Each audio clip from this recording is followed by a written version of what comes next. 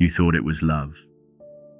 You felt it in your chest, in your stomach, in the space between their silence and your apology. It pulled you like gravity. It broke you open. It filled you with longing so deep you mistook it for destiny. But it wasn't love. Not the kind that heals. Not the kind that sees. It was ache. Old. Familiar. Inherited. You weren't loving from your heart. You were loving from your wound. And wounds don't bond. They bleed. You didn't choose them with clarity. You chose them with memory. The memory of absence, of yearning, of never quite being enough for the people who claimed they loved you. They looked at you the same way someone once did, right before they disappeared. And your body called it home. Your nervous system called it real. Your shadow called it fate. They didn't soothe your pain. They activated it. And you called that activation chemistry.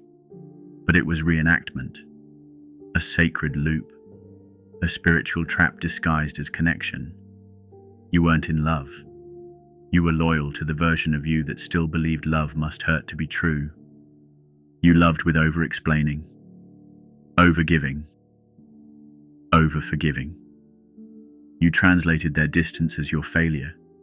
You stayed longer just to prove you were worthy. You confused love with proving, with performing, with surviving, because that's how you were taught. To be lovable was to be useful. And so you became what they needed at the cost of your truth. Not because you were weak, but because no one ever taught you that love doesn't have to be earned. You weren't soft with them because they made you feel safe. You were soft because you feared what would happen if you stopped giving. That's not love. That's the echo of abandonment still calling your name. It wasn't just you. They were choosing from their wound too. They didn't want intimacy. They wanted control. They didn't want truth. They wanted performance. They fed off your sacrifice. They felt powerful in your surrender. And you thought that meant they needed you. But what they really needed was your silence, your compliance, your self-erasure. Because when you began to ask questions, to set boundaries, to love yourself back into existence, they flinched. They left. They made you feel guilty for becoming whole. Because your wholeness meant the game was over. And they were never playing for love. They were playing for dominance. And you mistook their hunger for affection. You've never really loved someone with your whole heart. You've tried. But every time you've opened that door, the wound walked in first.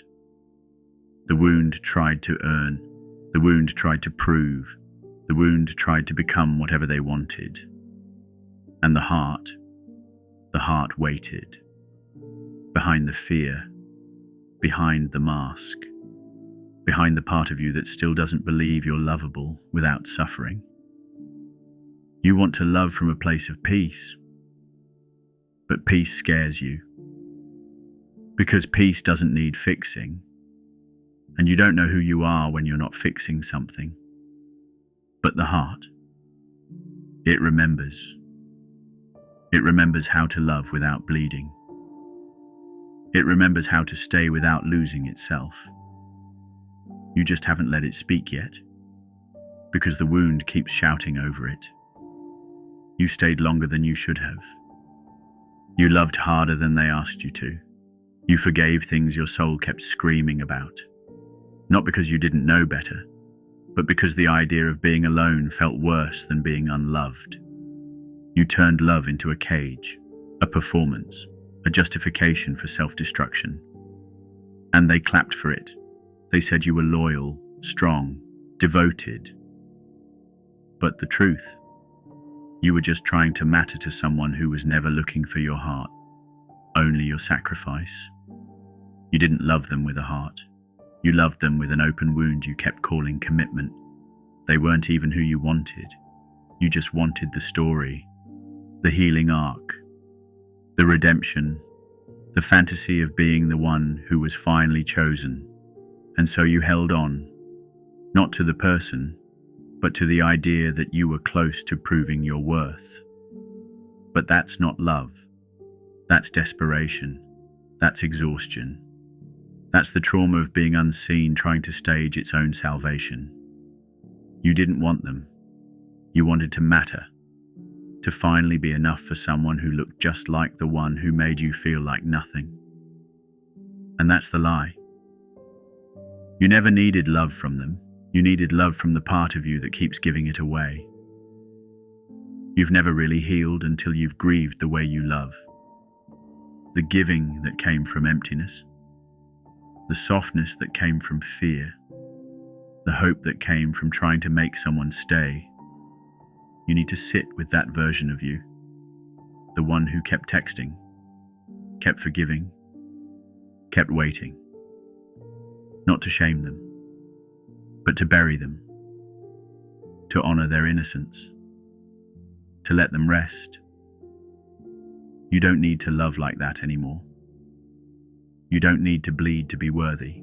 You don't need to prove you're loyal to your own pain. Grief doesn't mean failure. It means you're finally ready to stop calling your wound a compass. It gets quieter. It gets clearer. It stops needing to perform. It doesn't ask, "Do you need me?" It asks, "Can I be myself with you?" It doesn't confuse chaos for passion. It doesn't sacrifice truth for connection. It doesn't apologize for softness. It comes from a place that's no longer trying to survive. It comes from rest, from fullness, from remembering you were never hard to love. You were just taught to give your love away before you even knew what it was. You don't have to keep loving like that.